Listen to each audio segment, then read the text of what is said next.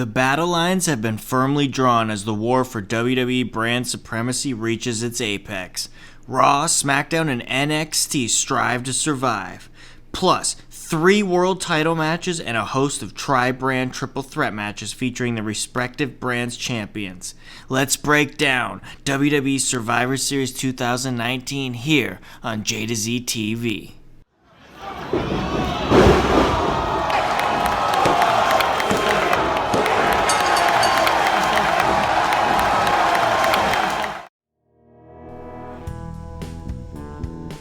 November 24th, 2019, Chicago, Illinois, one of the best wrestling cities in the entire USA, plays host to WWE Survivor Series. Let's break it down here in the JtoZ TV Pro Wrestling Control Center. I am your host, JtoZ TV Dad. Let's tackle this thing, guys. Let's start it off with the pre-show. It's a 2-hour kickoff show, so let's go ahead and look at the matches. We've got a tag team battle royal with teams from all 3 brands here representing both the red, the yellow, and the blue brand. And we've got a whole myriad of announcers too. Apparently they've brought all of their announce teams here. It's a little much, actually. The Street Profits are going to end up getting your biggest pop coming out. Battle royals are actually pretty hard to break down, so let's just hit the high spots here. You're going to get a nice elimination as Hawkins ends up getting thrown through the ropes, and but then Zack Ryder gets dumped over the top right on top of him. The Revival and the OC end up breaking up the Caterpillar, and they're going to dump Otis, so Heavy Machinery's out. Fandango ends up saving Tyler Breeze from elimination twice, but the Revival dump him out on the 3rd attempt, and then the Street Profits in turn dump Dawson and Wilder from behind. Your final 3 teams are going to be Dolph Ziggler and Robert Roode now, the OC and the Street Profits. Gallows gets super kicked out by Ziggler almost immediately, and the Profits and Ziggler and Roode are your final 2. Both teams are going to end up teasing some near eliminations very convincingly. The crowd is biting on these guys. They're pretty fun to watch, actually. Before Montez Ford finally hits the big frog splash. It is a beaut. He hits that on Dolph Ziggler, and as soon as he pops up to his feet, Robert Roode immediately dumps him over the top rope from behind for the win. SmackDown's going to end up picking up the first victory. They're the first to get on board. And, the Battle Royals, like I said, it's kind of hard to rate. It's kind of hard to rate a Battle Royal, but this one was pretty decent. The false finishes at the end with Ziggler and Roode and the Street Profits were pretty entertaining, so we're going to go 2 stars on the Battle Royal. All right, and next up, guys, we've got a triple threat match for the NXT Cruiserweight title. Lio Rush defends the title representing NXT. He's going to be defending against Akira Tozawa representing Raw, and Kalisto, who's repping the blue brand of SmackDown. And their armbands these guys are wearing to reflect the brand that they're resembling. That's leaps and bounds an improvement over the old Raw and SmackDown t-shirts that the guys had to wear back in the early days of the brand warfare. Again, we're going to get typical WWE multi-man structure here with one guy rolling out onto the floor or just selling while the other 2 guys work a normal match. And, of course, you're going to interchange that 3rd guy throughout the whole match. It's pretty annoying, actually. We're probably in for a long night of this trope. As soon as I say that, Tozawa and Kalisto end up working some nice little chain spots, and then Lio Rush ends up reinserting himself, and we actually get the 3 men working a proper 3-way bout here. I'm talking about you got spots including all 3 men, interesting, innovative spots. Lio Rush is going to end up taking both men over with a top rope Spanish fly at one point, and he nearly doesn't rotate all the way over. Could have landed on his head and just maybe been dead or paralyzed. It was that scary, and especially in slow-mo when they showed the replay. It looks particularly nasty. It could have been really awful. We're going to get an awesome spot, though, as Tozawa is going to end up pinning Lio Rush with a bridging German suplex, and Kalisto is going to end up breaking that up by springboarding right off of Tozawa's stomach, grabbing Rush's legs in mid-air, and he's going to jackknife pin him for a very believable near fall. I popped on that one. Selena Del Sol is going to end up hitting on Lio Rush, but Tozawa breaks that up with the Shining Wizard. And then he's going to end up going up for the big avalanche senton, which connects, but Kalisto breaks that up at the last minute for another very believable near fall. Selena Del Sol is going to end up connecting on Tozawa, but Rush comes off the top rope with the big frog splash on Kalisto for the pin to retain the title. NXT's on the board 1, SmackDown's got 1, Raw with the big goose egg still, guys. The match definitely picked up at the end, and they really did a good job of avoiding the WWE trope of formalic multi-man matches. The first couple of minutes, not so much, but they definitely settled into a really proper three-way after that. Solid, although Lio Rush still absolutely does nothing for me. We're going to go 3 stars on the Cruiserweight title match. And to close out the kickoff show, we've got a 3-way tag match featuring all 3 champions from their respective brands. You've got the New Day representing SmackDown, the Undisputed Era representing NXT, and the Viking Raiders representing Raw. And guys, Jerry Lawler's announcing is just absolutely atrocious on commentary. He does this joking laugh thing a few times throughout the night. It really kind of wore me down because he used it so often. Maybe in lieu of not having a comeback for something, which is kind of a foreign concept to me. Jerry Lawler not having a comeback at a moment's notice. The guy is he's really witty, so kind of surprising for me. You're going to end up having the Undisputed Era. Bobby Fish and Kyle O'Reilly are going to bump for Ivar and Big E to start the match. And then Big E and Ivar are just going to hoss it off. This 3-way gimmick is really going to get tiresome as the night goes on because it's already starting to wear on me, especially if WWE is going to work this kind of 3-way match, which is more so the WWE style 3-way than the previous 3-way match that we just saw. Kofi's going to end up getting isolated by Fish and O'Reilly, and Kyle O'Reilly's going to end up hitting that awesome top rope knee drop, bombs away, and he's going to apply the leg grapevine, that leg lock, but the Raiders break that up. Out on the floor, Eric's going to end up slamming Ivar off of the ring apron onto the New Day and the Undisputed Era. Eric gets isolated back in the ring by Fish and O'Reilly, but he makes the hot tag to Ivar, who's a Viking House of Fire. He cleans house. Kofi and Big E are going to end up hitting stereo dives to the floor, but the Undisputed Era ends up isolating Kofi and then going after the Raiders. Ivar is going to end up countering the Undisputed elimination, though, and a big handspring elbow connects. Big bearded handspring elbow. Thor's hammer is going to finish it as Raw gets on the board. These 3 teams worked hard. The pace was quick, but there was just this. There's no getting around it. This 3-way gimmick is already starting to wear thin, and there just seemed to be a total lack of cohesion and some symmetry in this match. I think that might be a theme that we are going to visit a little more tonight. Solid nonetheless. 3.25 stars. Alright guys, and now it is time for the main show. Cue the pyro. Boom, boom, boom, boom. We're kicking Survivor Series, the main show, off with the 5-on-5-on-5 Women's Survivor Series elimination match. Team Raw is led by Charlotte Flair, and she is joined by Asuka, Kairi Sane, Natalya, and Sarah Logan. Team SmackDown headed up by Sasha Banks, and filling out her team are Carmella, Dana Brooke, Lacey Evans, and Nikki Cross. And over on NXT, Rhea Ripley, of course, the captain of Team NXT, and her soldiers are Candice LeRae, Bianca Belair, Io Shirai, and Toni Storm.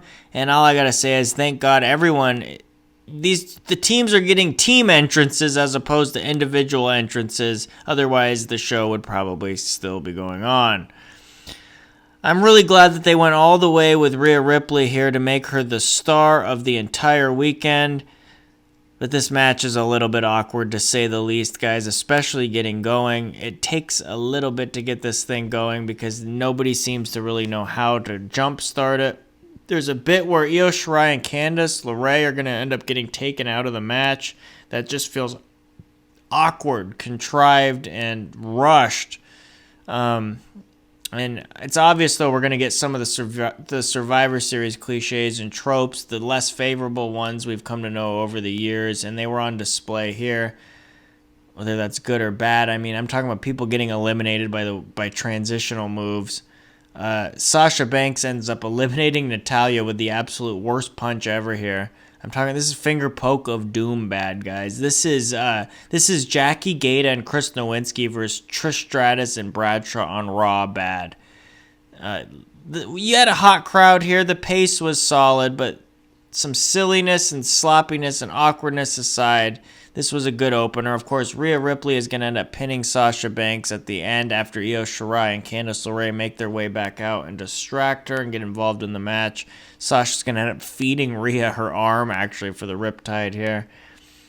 Like I said, yes, a little bit silly, a little bit sloppy, a little awkward. They didn't know how to get going, but there was something that was still fun about it. So 3.25 star wasn't the worst in the world. Moving on. The triple threat match featuring the secondary champions from each brand. You've got Shinsuke Nakamura sporting the brand new Intercontinental title belt. I think it's actually pretty awesome. Sporting that brand new Intercontinental title belt representing SmackDown. He's going to be taking on AJ Styles, who comes from the red brand, Raw. He's the United States champion. And closing out the match is Roderick Strong, the NXT North American champ, and just an all-around amazing wrestler. But he's got crappy little boots.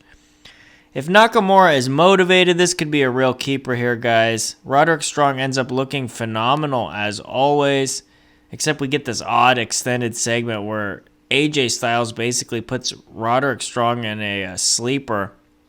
It goes on way too long, and this is a triple threat match, guys. Yeah, Nakamura was selling for that long that AJ could put Roddy in a sleeper for an extended period of time for some reason. I actually didn't think I'd see that. Nakamura actually does have his working boots on, and AJ looks very crisp tonight. The pacing is very tight.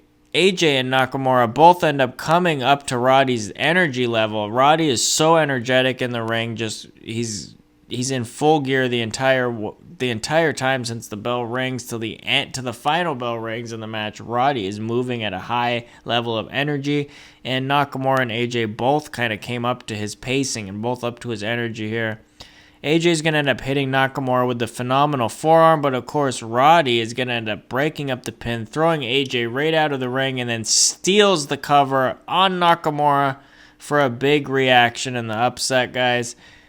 Great job getting Roderick Strong over, and all three worked super hard. They looked super motivated tonight as well. Roderick Strong is a real rarity, man. One of my favorite professional wrestlers out there.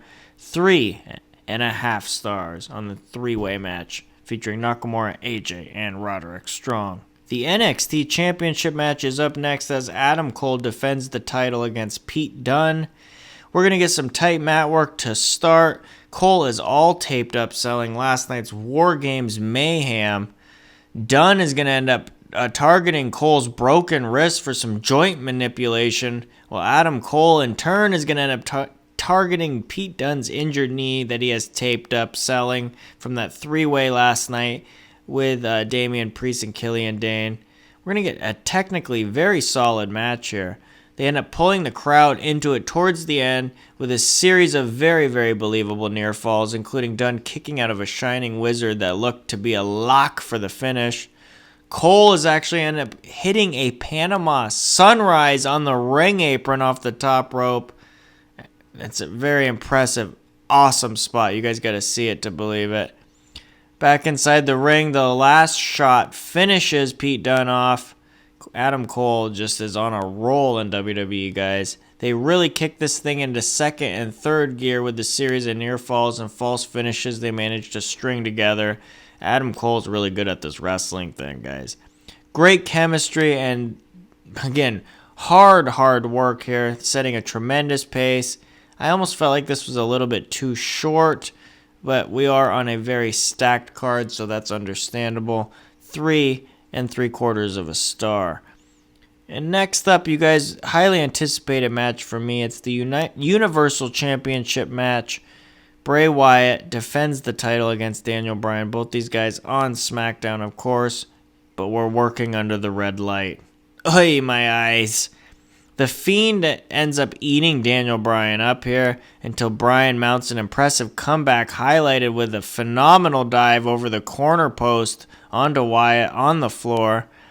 The fans really end up getting behind Daniel Bryan here, and he actually busts out the yes taunt again to a massive reaction. People they just want to cheer Daniel Bryan. Bray ends up kicking out of the knee plus, as I call it, that running knee that he does, and the Fiend ends up catching Bryan and slamming him with the mandible claw, and then surprisingly he pins Bryan while he's in the claw itself after that. Cool finish. I really liked it. Not much of a match, though. More of an exercise in getting Bray Wyatt over. But Daniel Bryan really did show why he's a legend, and he managed to get himself even more over with his work in this match. He made Bray Wyatt look like $1,000,000 and just proved his worth immensely. Solid work by the guys, although the intent wasn't really to have a good match as much as it was to put on an entertaining angle. I liked it, and I continue to respect Daniel Bryan for the worker that he is, man. Look at how many people he's made and put over in this last year alone. Kofi Kingston, Ali, Buddy Murphy.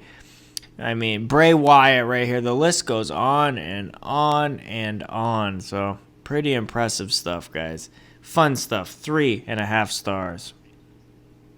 And keeping things rolling right along, next up, it's the Men's Survivor Series elimination match, 5-on-5-on-5. Team Raw, headed by Seth Rollins. He's joined by Kevin Owens, Drew McIntyre, Ricochet, and Randy Orton.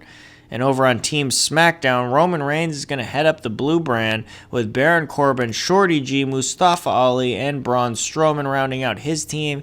And the gold standard NXT is headed by Tommaso Ciampa, and his team is rounded out with Keith Lee, Matt Riddle, Damian Priest, and Walter. Yeah, I mean, so right off the bat, the big thing that people were complaining about was Walter getting eliminated early. I mean, he was undefeated going into this show, basically. Undefeated in singles action on NXT UK. And he eats a big pinfall here in this match pretty early on, too. And here's my thinking on this. Keith Lee is the one that they wanted to shine up here. He's got a very similar build. There's only so much spotlight to go around in this thing. Putting the shine on Walter on a heel in this kind of environment just really wasn't the way to go. And if you think about it, they can have something here to run with. Because if Walter's going to be featured on NXT more, somebody can basically rip on him and poke fun at him for being the first one eliminated so quickly. You might have a potential storyline here, so let's just wait and see where things play out. Overall, though, this is a pretty fun match here. Rollins, Reigns, Ciampa, and Keith Lee are going to end up being your final four, and that's when everybody really starts working here. Rollins is booed loudly, like loudly. They're ready to turn this guy. He's the biggest heel in the match.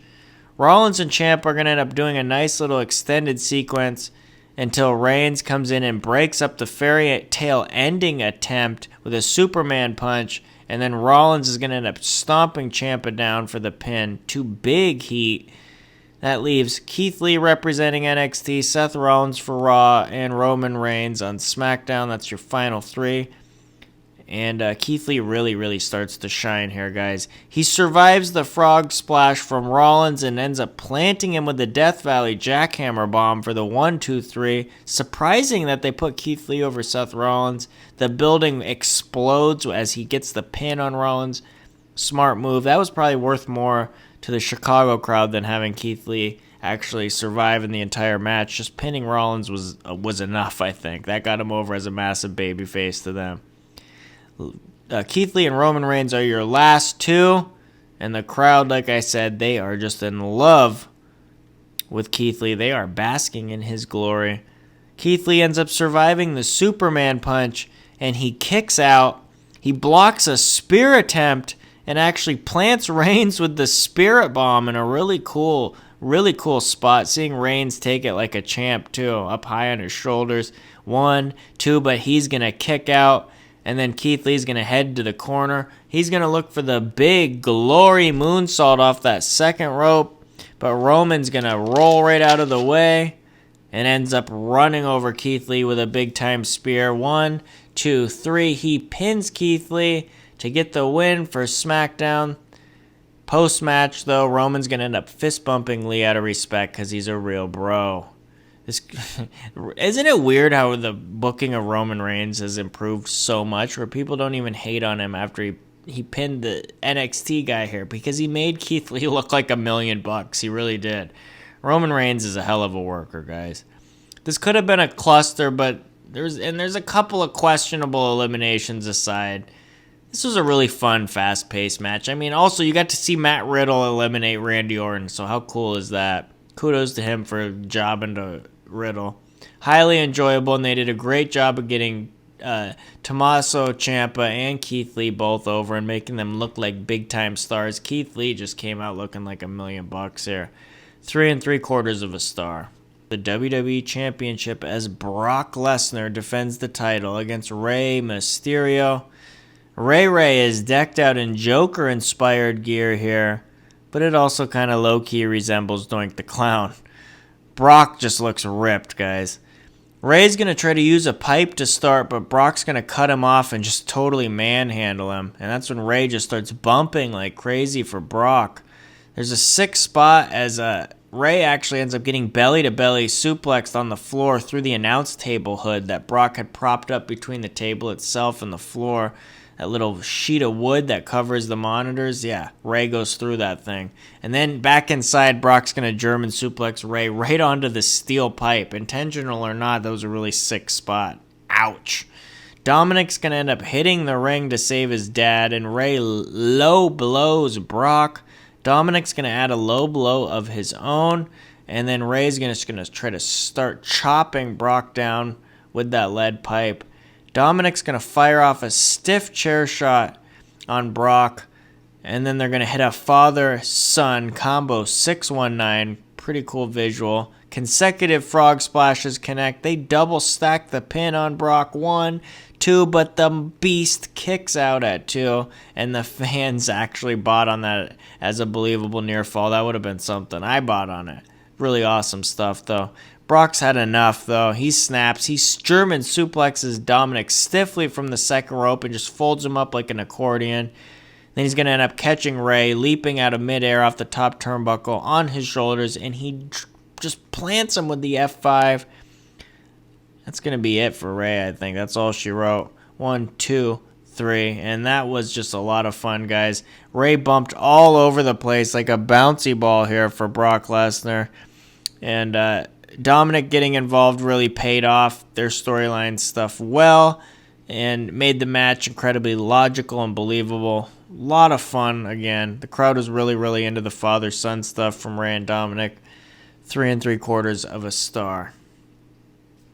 And now it's that time, guys. We are rolling into the main event. It's a triple threat match featuring all 3 brands' women's champions, Becky Lynch representing Raw, Bayley representing SmackDown, and Shayna Baszler representing NXT. And sadly, the crowd is really dead for this one, guys. And immediately, there's some chemistry issues here. Just a real lack of flow or cohesion. Timing is really off. Bayley in particular doesn't look that good in this match. Like something's off with her. She blows this weird sunset flip powerbomb thing into the corner. No idea what she was even going for because Sasha was too close to the buckle, and then Bayley just goes into the buckle back first when she tries the move on Sasha. And, yeah, no idea what that was supposed to be. These guys are just not gelling. A boring chant actually ends up breaking out as Shayna and Bayley end up going into a sequence here. Shayna kicks out of the Bayley to belly, and the crowd actually hardly reacts, so...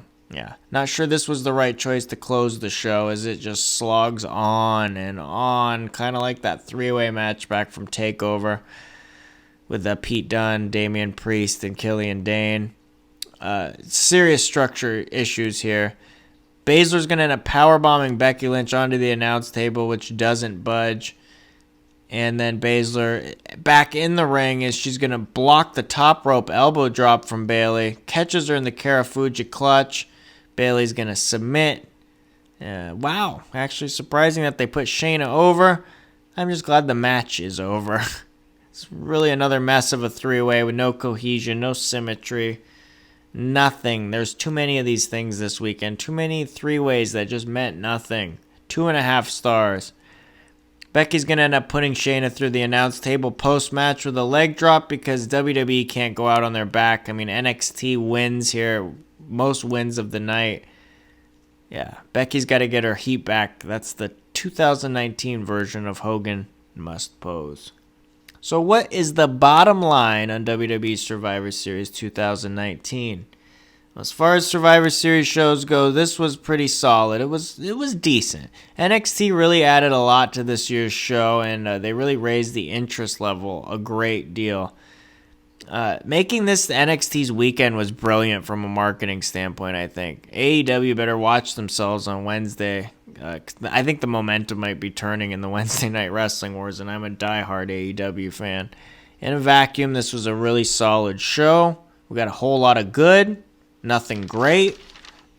Nothing went over 4 stars, and the three-way gimmick really grew tiresome as the night rolled on. I mean, I was almost sick of it before we even got out of the pre-show, out of the kickoff show. The main event was a serious major disappointment, as well as Becky, Bayley, and Shayna just did not gel at all, and the crowd was totally deflated by that point. We're going to go thumbs up, but leaning more towards the middle. Like I said, this was basically, I call this the mediocrity show. A little better than mediocrity, but you get my drift here. Nothing great, nothing over 4 stars. But you know what deserves 5 stars?